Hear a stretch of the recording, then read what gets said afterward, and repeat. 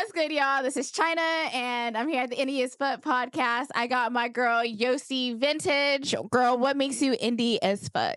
Because, I'm Yoshi Vintage. I'm 1-1. You can't be cloned, Yeah. Girl, you are definitely a 1 out of 1. I've been watching your journey for a long time. I mean, we've been always seeing each other at shows, I feel like, you know, but every time I see you perform, you be killing that shit. And I've always been someone that's just been rooting for your success. Thank you. Yes, girl, we have a lot to catch up on, down to rhythm and flow, down to everything that you just been doing, alpha, beta, all of that. So let's start from the beginning. Being from Flint, Michigan, I can't believe they don't have clean water still.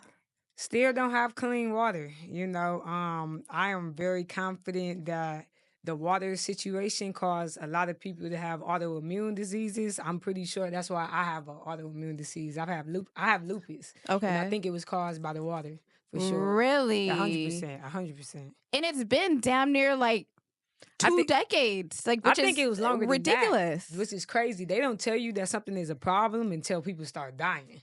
Right. So it could have been messed up since I was like 12, and just now finding out when I was 15, it could have been just way longer. Wow. So it's a bad thing. It's wicked, that people could value money more than human life, Yeah. So, yeah. That's crazy. Give me just a rundown of what it was like living in Flint, Michigan, and then coming out and making your transition when you were 18, super young, to California. Living in Flint was hard. It's definitely a special place, and I'm glad to be from there.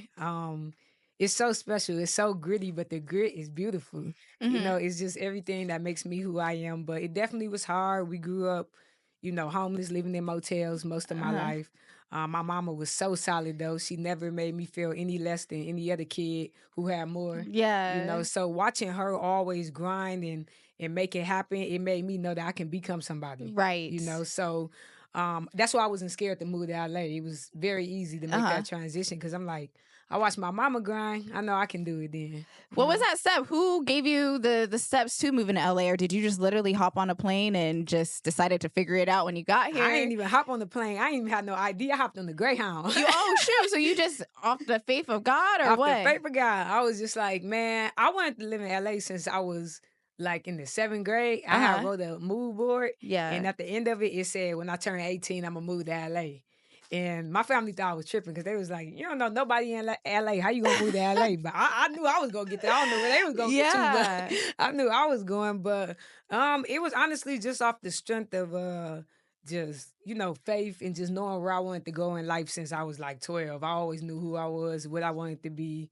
I've been Yoshi Vintage since I was 12. So. Yeah. Wow. So who gave you like your first break when you moved out here? Did you jump into a job? Did you immediately start, pushing your music? Nah, I was living at Union Station for a minute. What? No, I'm dead serious. I was sitting at Union Station for like a week and I was like, damn, man, I don't got nowhere to go. Yeah. And then one day I was just like, all right, well, I can be resourceful. The internet is a big place. Hopefully they don't like kidnap me, but I'm like, all right, I'm going to just hit up the friends that I knew from LA off the internet. Yeah. And I ended up linking with somebody. She let me stay with her for a week. And it's a real long story. I don't know if we got time to really just like a little summary. Okay, if I could try to give a summary, I would just say I was hopping around a lot until I feel like God just was just like, all right, here you go. You know what I'm saying? Here's something comfortable for you. I ended up meeting my DJ Sid, and things took off after that. In Flint right now, because I know you just recently went back. You just literally came back yesterday. Yeah. What are a lot of the people that didn't leave still doing there? Or what are they still doing? And how are they looking at your success, I would say? Honestly, it's heartbreaking and beautiful. I've watched a lot of my friends, die along the way because of becoming that product of their environment. I watched my family kind of, go through a lot or whatever, but It's hard to even touch on it. It's beautiful for me though, because I think I make them feel like that they can become somebody. Everywhere I go in Flint, whether I was at Walmart or having dinner out with my family, they, "Hey, you Yoshi Vintage, come over to see, man." I love it. Like, "Oh man, I don't want to interrupt you. I know you're over here eating your cigar nose, but you know." But so that was amazing, just seeing them embrace me, and I got to talk to the kids too, and that was always a dream of mine, to go back to Flint, go, get around kids that's just like me, bright kids, and be like, "Listen, don't never let nobody tell you what you can and can't do. You can become anything," So it was amazing.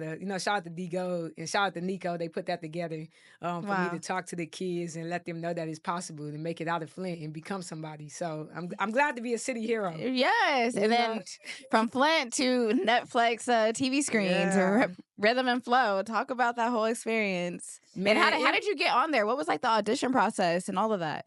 Audition process was crazy. Really? I had to audition like 4 or 5 times. Literally, I had to audition like 4 or 5 times. It was 2 online auditions. Then it was an in-person audition. And then it was an in-person audition. So it was like 4 different auditions. And I got on the show from my boy Jay Taj. I've been knowing Jay Taj. I love Jay Taj. Listen, I've been knowing Jay Taj for 10 years. Oh, shit. Literally, since I moved to LA, like, he always kept me in the studio, always got me opportunities. Like, that's been my dog since like day one. So me and him both making it to the top 7 was just crazy, because it was like my brother. Yeah. So no, it was him, they ended up, he was already on there, then they hit him and was just like, "Yo, we need somebody dope. Like, who do you know?" And he was just like, automatically, I was like, Yoshi Vintage. Like, wow, that's a love. Easily. Shout out Jay. No, he's solid, because some people don't be wanting to pass opportunities because they be hating. You know what I'm saying? But he real, and I'm glad to see him where he at, because he deserved that. Like, he's always created community for people and always put people in the position to win. So shout out to my brother. Shout out to him. The whole process, do you feel like you were portrayed right within the series? And do you feel like you did the best that you could? Were you nervous? Like, I feel like this is how I feel. I feel like reality TV is reality TV. And I know who I am. I can't control how other people might think I am. You know what I'm saying? So I think that I was able to represent my city for sure, give my city a platform. I was able to speak on the water crisis on a big platform like that and just show my talent to the world. So I say that I feel like I'm proud of me. I know who I am. You know what I'm saying? So I'm blessed for the opportunity. I will say that we control the narrative at the end. Yeah, for sure. You know what I'm saying? People be thinking they control the narrative, but we control the narrative. No, absolutely. And you gained so much just new eyes on you based off of that series. I watched your Instagram go from like, what, 10K? Like, it tripled, right? Yeah, the numbers tripled. And then, like, I will say that I definitely wish that me being deaf would have been on the show. You know what I'm saying? Because that was mainly what my story was about. Yeah. But you know how it goes. Yeah. They want to find that one. They want to get their narrative off. I'm going to get my narrative off in due time, but, so I wish I could have really just let that be known, but it's what it is. Okay. So when you started getting all these new eyes and people, now discovering Yoshi Vintage, did you feel like you needed to rebrand, refine a little bit? How did you take all of that, just stardom, all at once? I think who I am is always who I wanted to be. Okay. You know what I'm saying? So I feel like, if anything, I know people see me on Netflix and have their perspective, which was so funny, because then they would find me on Spotify. Yeah. And then be like, "Bro, you the best." Yeah. What is okay? All right. Yes. You know what I mean? So it was funny to watch that transition happen, where it was just so it was interesting, just dealing with opinions and perspectives. People on the internet don't know what the hell they be talking about. Not at all. Not at all. Talking just to hear they self-talk. Thinking they know you and all that. Yeah. They don't know what they be talking about. So, but that definitely was interesting to watch that. And I think it make it easier for me to transition, where I'm not Yoshi known from Netflix. I'm just Yoshi. I'm able to transition out of that world successfully, you know? Right. Like, and I've been seeing you guys do like some of the other cast members. I've seen you guys do like an interview together. Would you collab with any of them in the future? oh, they're my dogs. Like, Oh, top okay. 7, we like this. Like, oh, Diamond, Jack, they're my people. Like, I they're love my that. peoples. Like, yeah, we locked in. We talk every day. Like, That is so dope. So talk about just your mentorship with Absol. I mean, you had a lot of support with TDE, just always behind your back and always supporting. Are we going to see like a Yoshi TDE situation in the future? I'm really putting that out there. I would love to see that. Yoshi deserves that. Okay, TDE, she deserves that. That would be such a good add-on.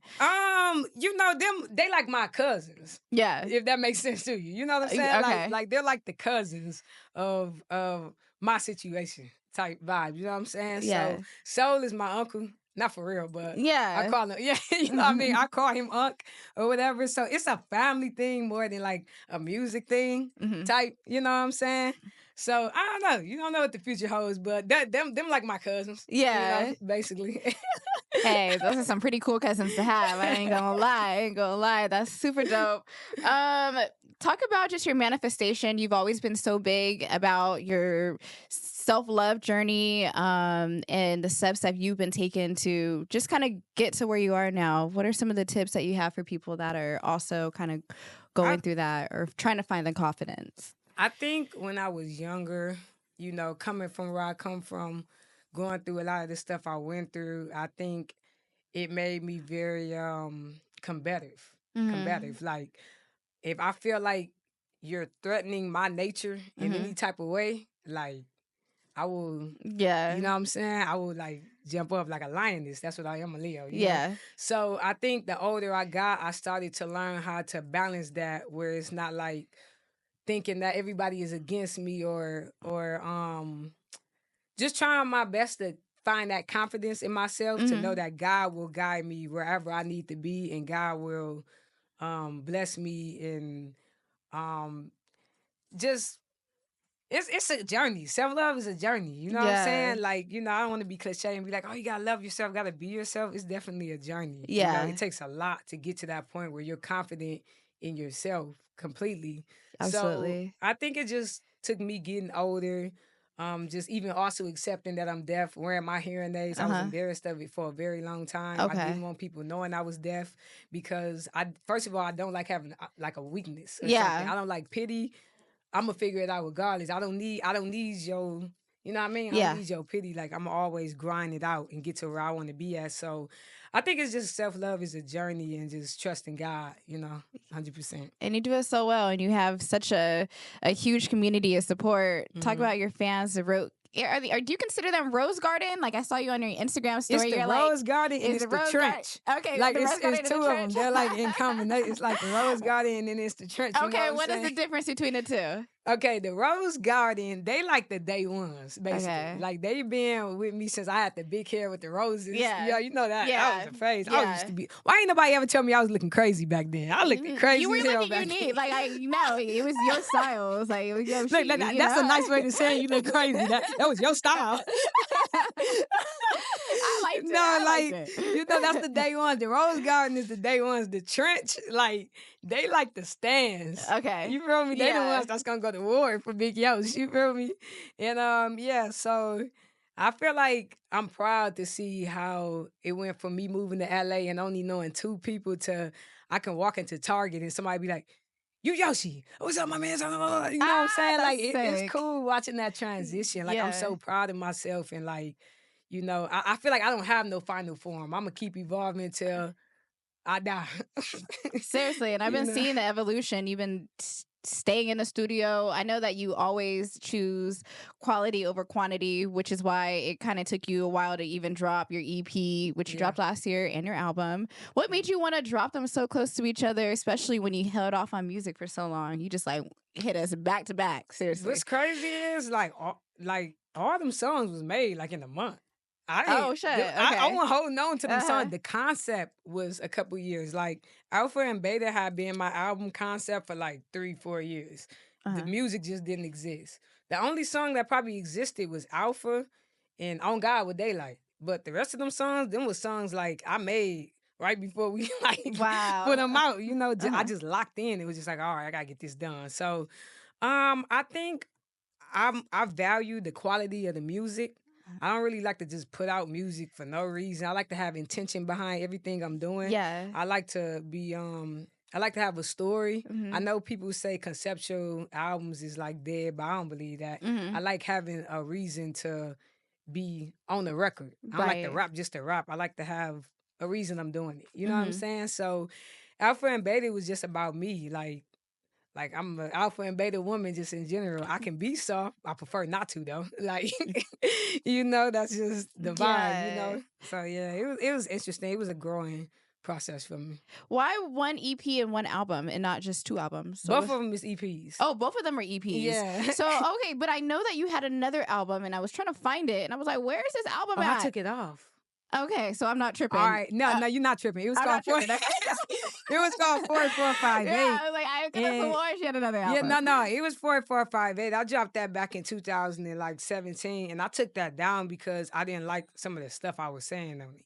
Like, you know, coming from where I'm from, you know, you got this wit and grit to you, you know, but I don't want to be embracing like to an extent like gang activity or violence or. I don't want to be speaking on things that could further mess up the culture.